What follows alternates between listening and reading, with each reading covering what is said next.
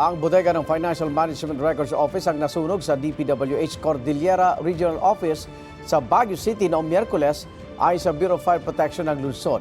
Ayon sa isa sa mga investigador ng BFP, isang malaking vault na naglalamang umano ng mga masaselang dokumento ng ahensya ang nadamay sa sunog. Pero ligtas daw ang laman nito dahil fireproof ang nasabing vault. Ang mga laman ay mga duplicate copy raw ng mga dokumento na naisumite na sa Commission on Audit. Pero ayon kay Baguio City Mayor Benjamin Magalong, meron ding mga sensitibong dokumentong nasunog. Posible abutin ng 5 araw ang investigasyon sa insidente. Patuloy namang kinukuha ang pahayag ng DPWH ukol sa nangyari.